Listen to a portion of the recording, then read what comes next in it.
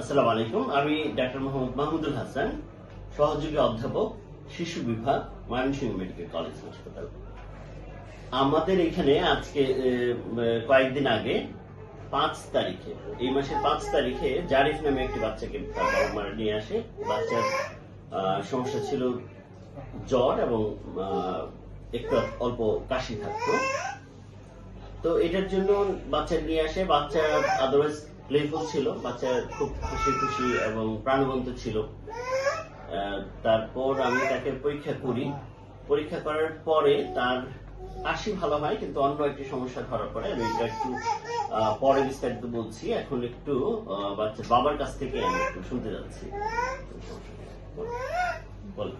জি, আসসালামু আলাইকুম সম্মানিত ভিউয়ার্স। আমি আসছি সদর টাঙ্গাইল থেকে, টাঙ্গাইল জেলা ঘাটাল থানার সাগরদী ইউনিয়ন থেকে। প্রাথমিক ভাবে আমার বাচ্চার সমস্যার কারণে সাগরদিঘি থেকে প্রাথমিক ট্রিটমেন্টের জন্য পরীক্ষা নিরীক্ষা করেছি।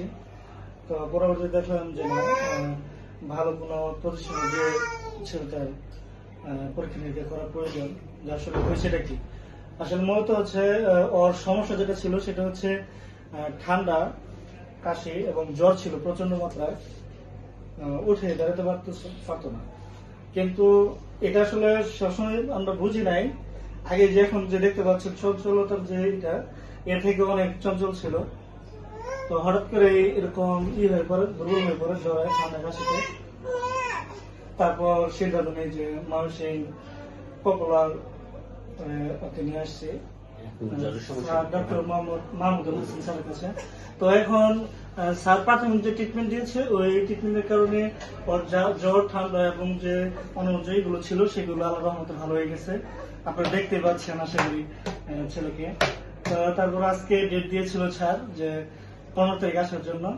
আমরা আসছি ওনার পরামর্শ অনুযায়ী আজকে আবার আসছি। দেখি স্যার আমাদের কি সলিউশন দেয়। এখন বাবা মারা যে কাজটি বা যে ভুলটি প্রায়ই করছেন সেটা হচ্ছে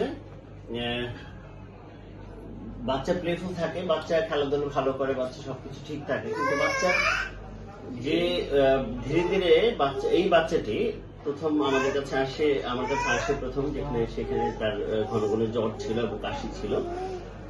কিন্তু আমি বাচ্চাকে এক্সামিন করে পরীক্ষা করে দেখলাম যে বাচ্চার আসলে অনেক বেশি পরিমাণে রক্ত শূন্যতা, এবং এই বেশি পরিমাণে রক্ত শূন্যতার দেখে আমি তার কিছু পরীক্ষা নিরীক্ষা করতে দিই, এবং তার হিমোগ্লোবিন আসে 6। যে কোনো অর্থে বাচ্চার যে কোনো অর্থেই 6 হিমোগ্লোবিনের মাত্রা যে কোনো অর্থেই অনেক কম। কিন্তু এই এত কম হিমোগ্লোবিন থাকার পরেও বাচ্চার বাবা মারা বিষয়টাকে আসলে ওরকম করে বুঝতে পারেনি। কারণ হচ্ছে বাচ্চা প্লেফুল ছিল, বাচ্চা স্বাভাবিকভাবে খেলাধুলা করতো, স্বাভাবিক সবকিছু করতো, যেই কারণে বাচ্চার হিমোগ্লোবিনটা যেখানে সর্বনিম্ন মোটামুটি 14-15 থাকার কথা, সেখান থেকে নেমে একদম 6 চলে আসছে। এখন এই যে 6 বাচ্চার হিমোগ্লোবিন, এইটি বাচ্চার সার্বিক শরীরের সমস্ত অঙ্গ প্রত্যঙ্গের উপর প্রভাব ফেলবে। কারণ হচ্ছে বাচ্চার হিমোগ্লোবিন, বাচ্চার যে রেড সেল যেটা দিয়ে বাচ্চার রক্ত শরীরের বিভিন্ন অঙ্গ প্রত্যঙ্গে পরিবাহিত হয়, যার মাধ্যমে বাচ্চার বিভিন্ন শরীরের বিভিন্ন অঙ্গ প্রত্যঙ্গ সঠিকভাবে কার্যক্রম পরিচালনা করে। রক্ত শূন্যতা হলে সেই কার্যক্রম ব্যাহত হয়, যে কারণে তার মস্তিষ্কে তার অক্সিজেন সরবরাহ কমে যায়। তারপরে তার যে লিভারে, কিডনিতে, মোট কথা হচ্ছে শরীরের সমস্ত জায়গাতে তার অক্সিজেনের সরবরাহ কমে যায়, যার কারণে সেটার প্রভাব দেখা দেয়। কিন্তু বাচ্চার আপাত দৃষ্টিতে যেহেতু খেলাধুলা করতে থাকে বা স্বাভাবিকভাবে খেলাধুলা করে, এই কারণে বাচ্চার মায়েরা বা বাবারা এই বিষয়টাতে খুব একটা গুরুত্ব দিতে চান। এখন কেন হচ্ছে এই সমস্যাটা? এই সমস্যাটা হচ্ছে মূলত যে এই সমস্যাটা আমরা এখন খুব বেশি পাচ্ছি, সেটা হচ্ছে বাচ্চার খাবারের যে বাচ্চার 6 মাস বয়স পার হওয়ার পর যেই খাবারগুলো তাকে সঠিকভাবে দেওয়ার কথা, সেই খাবারগুলো সঠিকভাবে দেওয়া হচ্ছে না। প্রথমত, সাধারণত বাচ্চার বাবা মারা যেই কাজটি প্রায়শই করে, যে বাচ্চা হয়তো সুজি খেতে পছন্দ করে, তাহলে সাগর খেতে পছন্দ করে, যেহেতু সুজি খায় তাহলে প্রতিবেলা দেখা যায় বাচ্চাদেরকে সুজি দিতে থাকে, সাগর দিতে থাকে। বাচ্চা এই শুধুমাত্র একটা খাদ্যাভ্যাসের কারণে প্রচন্ড মাত্রার রক্ত শূন্যতা বাচ্চার মধ্যে দেখা দেয়। অথবা গ্রামাঞ্চলে যেটা হয় যে বাচ্চা বাইরে একটু খেলাধুলা করে, অথবা আমরা যেটা করি যে বাচ্চাকে যখন টেক কেয়ার করি তখন হাত ধুয়ে বাচ্চাকে হাত ভালোভাবে ধুয়ে বাচ্চাকে খাওয়ানো বা বাচ্চার করার কথা, এইসব জায়গাতে ঘাটতি থাকার কারণে বাচ্চার রক্ত শূন্যতা দেখা দেয়। এখন এই রক্ত শূন্যতার বিষয়টা শুধু আয়রনজনিত রক্ত শূন্যতাতেই থাকে, বিষয়টা সেরকম না। অনেক সময় দেখা যায় থ্যালাসেমিয়া অথবা কনজেনিটাল হেমোলাইটিক অ্যানিমিয়া অথবা হেমোগ্লোবিনোপ্যাথিস, যেগুলা জন্মগত রোগ। এত অল্প পরিমাণ হিমোগ্লোবিন থাকলে 6 বা তার নিচে বা 6-এর কাছাকাছি হিমোগ্লোবিন থাকলে আমরা সেই কারণগুলিও নির্ণয় করার চেষ্টা করি, কারণ অনেক সময়ই বাচ্চাদের জন্মগত এই রোগটি থাকে। এখন বাচ্চার এই রক্ত শূন্যতা জন্মগত কারণে নাকি আয়রনজনিত রক্ত শূন্যতা, সেটি সঠিকভাবে নির্ণয় করা খুব জরুরি, কারণ দুইটা রোগের চিকিৎসা পদ্ধতি সম্পূর্ণ আলাদা এবং সম্পূর্ণ উল্টা।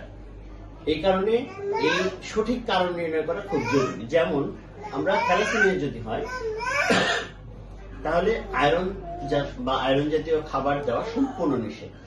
আবার উল্টার দিকে যদি আয়রন ডেফিসিয়েন্সি অ্যানিমিয়া হয় তাহলে বাচ্চার ক্ষেত্রে আয়রন দিতে হবে এবং 6 মাস বা তদুর্ধ সময় বাচ্চাকে আয়রন দিতে হবে এবং প্রচুর পরিমাণে আয়রন জাতীয় খাবার দিতে হবে। সুতরাং আপনার বাচ্চাকে মাঝে মধ্যেই সিবিসিটা করে অথবা অভিজ্ঞ একজন চিকিৎসকের সংস্পর্শে আনাটা খুবই জরুরি, যাতে আপনার বাচ্চার রক্ত শূন্যতা, এই তীব্র মাত্রার অনেক বেশি মাত্রার রক্ত শূন্যতা হওয়াটা আপনি প্রিভেন্ট করতে পারেন।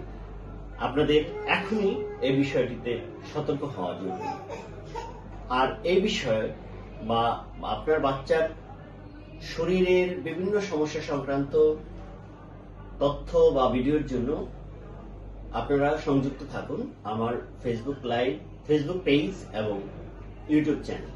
ধন্যবাদ সবাইকে।